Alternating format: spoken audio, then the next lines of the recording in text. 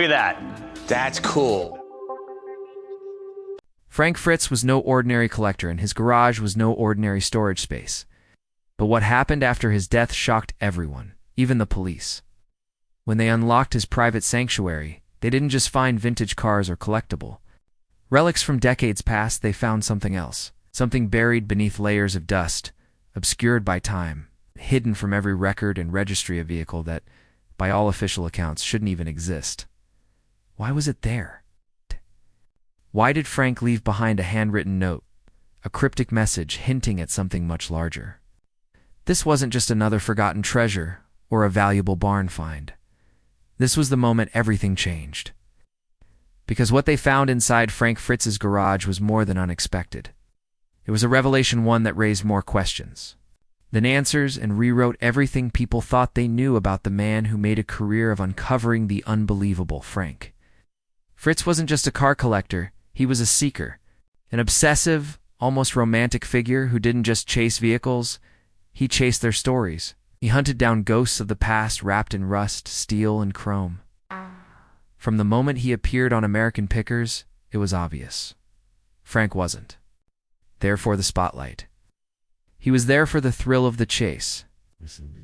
He wasn't impressed by fame. He was moved by forgotten beauty, by the echo of a roaring engine long silenced. For most viewers, Frank was the quieter one, the guy with the encyclopedic knowledge of oil cans and muscle cars, but anyone paying attention could see it, the spark in his eye whenever he found a rare piece of history. The way his tone shifted when he spotted a half-sunken Chevelle in a field, or how he lingered just a little too long in dusty garages. Across America, Frank didn't just buy old cars. He saw them, he understood them, and he believed they were worth saving. His personal collection didn't explode overnight, grew slowly, carefully. He wasn't trying to impress anyone. There were no Instagram tours, no polished YouTube reveals. His garage wasn't some curated showroom, it was a living archive, hidden away in Iowa. Inside sat machines that felt like artifacts. A 1956 Chevrolet Bel Air, still bearing the lines and fins that marked its era. A 1967 Ford Fairlane GT390, bought for $7,000 and painstakingly restored by Frank himself. A 1960 Cadillac Fleetwood, elegant and imposing, acquired with his longtime friend Mike Wolfe. He didn't shy away from big-ticket buys either, too. 1954 Nash Healey sports cars, picked up for a combined $46,000, a rare. 1914 Mertz Cycle Car, a three-wheeled oddity from a forgotten chapter of motoring history, and his crown jewel, the 1947 Cisitalia Nuvolari Speedra, post-war Italian, masterpiece valued at more than $500,000. To Frank, every vehicle had a soul. He remembered every story, every route it took to get to his garage. These weren't financial investments, they were rescues, acts of preservation, proof that history still had value in a world racing past it. And that's what made Frank different. He never let the success of the show or the celebrity status warp his vision. He wasn't interested in flaunting what he had. His garage remained closed to almost everyone. No influencers. No gallery openings, just dust, grease, and reverence. Friends said Frank would vanish into that space for hours, cataloging, or simply sitting quietly among the machines he loved most. In an age where everything is posted, shared, and monetized, Frank held something back. He kept his deepest treasures for himself, and that's where the real mystery began. Us. Because not everything he found was shown on TV, not every deal was recorded, and as the years passed, Frank became more private. His garage, once a symbol of his passion, became something far more secretive. Even those closest to him didn't know what was inside. And after his death, when the locks were finally cut and the doors groaned open, what lay beyond them stunned everyone. But to understand why, you have to understand just how deep his obsession ran. For Frank, it was never about money or status. It was about holding on to things that deserved to be remembered even if the world had forgotten them. As his role on American Pickers began to fade, so did the public's access to his world. His departure from the show in 2020 initially, attributed to back surgery and health problems, marked the beginning of a quiet retreat. Fans hoped he'd return, but the truth was, Frank's health wasn't just a bump in the road. It was the start of a long, slow decline. Friends said he stopped returning calls, became reclusive. His time was spent at home alone, and mostly out of reach. But that home wasn't just a residence. It was a shrine to forgotten beauty. His garage, once buzzing with purpose, became something quieter, almost cryptic. Public glimpses were rare. Facebook posts showing his 1939 Plymouth coupe, a caption talking about how it purred when it finally ran again. But the updates slowed, and then stopped. The garage doors stayed closed, yet the collection kept growing. Even as his health deteriorated, Frank kept acquiring cars. Sometimes he sent someone to inspect a find. Other times he bought them sight unseen. It wasn't recklessness, it was instinct. The instincts of a man who had spent a lifetime chasing the one that got away. One of his final confirmed purchases was something few even recognized. No chrome, no classic styling, just a strange shape, faded paint, and no clear markings.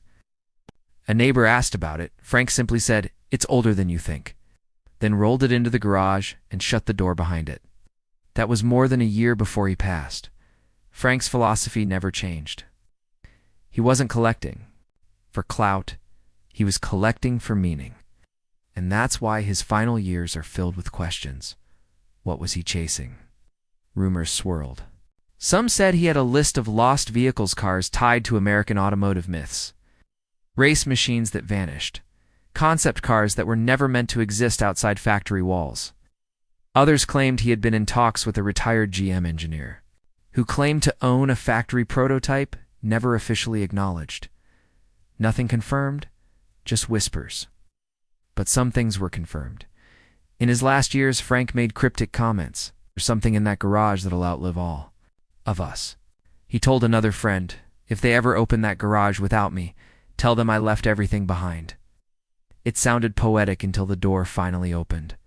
When Frank passed, there was no grand farewell, no headline tribute, just silence. Man who once brought old relics back into the spotlight had quietly slipped away, leaving behind the one place no one had touched in years, his garage. And when the legal process began, when the court-appointed estate team and investigators stepped onto the gravel driveway, key in hand, they weren't prepared for what waited behind the rusting roll-up door. That day, the garage creaked open, inch by inch. Dust billowed like smoke. The weight of years hung in the air. Inside were 8 vehicles, parked like time capsules. The 1956 Bel Air stood tall near the entrance. The 1967 Fairlane GT390 beside it. The Cadillac Fleetwood gleaming faintly in the back corner. Each car a part of the history Frank had built. But then, there was something else. Parked sideways in the shadows, nearly lost beneath an oil-stained gray tarp, was a vehicle no one recognized. It didn't match any of Frank's known cars. Its shape was unusual, low, wide, curved like a racing shell. One officer cautiously peeled back the tarp, and then silence. It was a Corvette, but not one anyone had ever seen. The body was handmade, experimental, more aggressive than any. Production Stingray. No VIN plate in sight. Just a small, riveted brass tag on the firewall. Faded numbers, faded lettering. Experimental use only. The room changed. No one touched it further, but no one could stop staring at it. On the wall above Frank's dusty workbench, barely visible, was a yellowed piece of paper. A handwritten note. "I left behind everything there." It wasn't clear what everything meant, but in that moment, it felt like a final clue. A deliberate message from the man who had spent his life uncovering the impossible. Later, a local mechanic brought in to assess the cars would say it looked like a 1963 Grand Sport, but with strange inconsistencies. Only 5 were ever officially built by GM, all accounted for.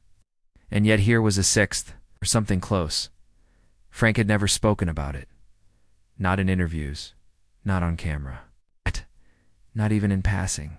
I'd spent decades sharing his discoveries with the world, but this one, he'd kept for himself, quietly, deliberately, and now that it was found. The questions were only beginning, but it was never officially released.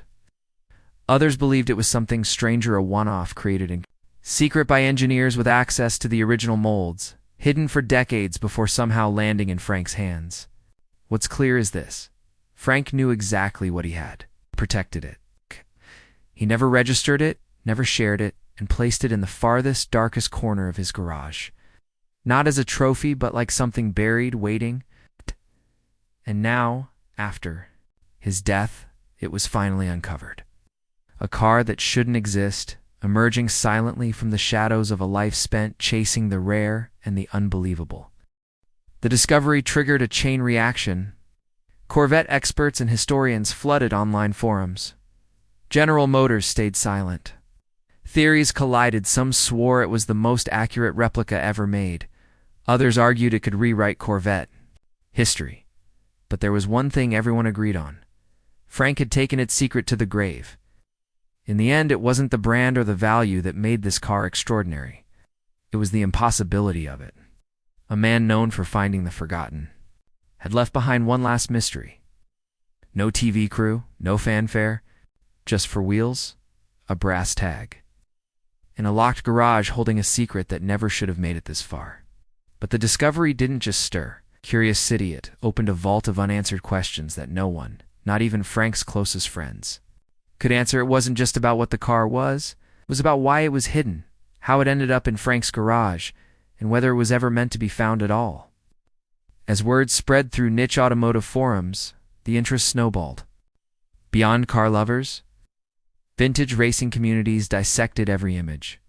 Corvette historians tried to match it against every prototype, every sketch, every mule car from Chevrolet's canceled Grand Sport program. But every answer sparked more confusion, because if it was real and undocumented Grand Sport prototype, then Frank had somehow acquired a piece of automotive history that GM never acknowledged. But if it wasn't real, if it was a replica, or a Frankenstein built from stolen factory parts or archived blueprints, it raised another question: who built it? The craftsmanship was precise. Every curve, every weld, every angle told a story. Someone with rare knowledge had touched this car. And then the rumors started. One story claimed Frank quietly bought the shell and parts from a retired GM engineer in the early 2000s, long before his health declined. Another said he found it through a back-channel deal at an estate sale in Flint, Michigan, not far from old GM grounds. Nothing was ever confirmed. But the whispers refused to fade. In many ways it fit. Frank never collected for the spotlight. He didn't chase validation. He sought the obscure, the forgotten, the hidden. His garage was never a museum, it was a retreat, a personal world curated only for himself. And that made it the perfect place for a vehicle like this to remain buried. But what unsettled people most wasn't the car, it was the silence that followed. GM refused to issue any statement. When pressed, a spokesperson merely said they had no record of such a vehicle. Still, former engineers and mechanics began to whisper. Perhaps more grand sports were built than GM admitted, kept off the books for testing, scattered quietly when the program was canceled. If Frank's car was one of those, then it wasn't just a discovery. It was a crack in a story never meant to resurface. And then there was the note again, still taped above his workbench. I left behind everything there. The longer people stared at it, the more it felt intentional. A breadcrumb. Maybe Frank knew what storm would follow. Maybe it was his way of passing the torch, making sure the story wouldn't die with him. Or maybe it was just his final joke, a nod from a man who lived for uncovering what no one else could find. As news of the car spread, offers poured in. Museums made inquiries. Private collectors offered to buy it outright, without documentation. One international buyer reportedly offered a blank check. But the estate held off. The car remains untouched, sitting in legal limbo, surrounded by experts and attorneys who still can't agree on what it is. And Frank? He never spoke a word about it while he was alive. That silence lingers. Got it in every interview, every filmed episode. There's no mention, no hint, no accidental glance. He kept it hidden, not because he had to, but because he chose to. Whether it's a lost prototype, a factory ghost, or the most convincing hoax in automotive history, the truth remains locked away, just like the garage was, and maybe. Because not everything he found was meant to be explained. Some things are just meant to be found, long after the garage was cataloged and estate proceedings began. The car remained where it had been uncovered, silent, untouched, and impossible to ignore. Experts came and went, each one more intrigued than the last. But no one could say for sure what it was. Too many questions. And no Frank to fill in the blanks. That's what makes this story different. It's not just about a car. It's about the man who kept it hidden. About the mystery he chose to protect. Frank Fritz didn't collect for applause.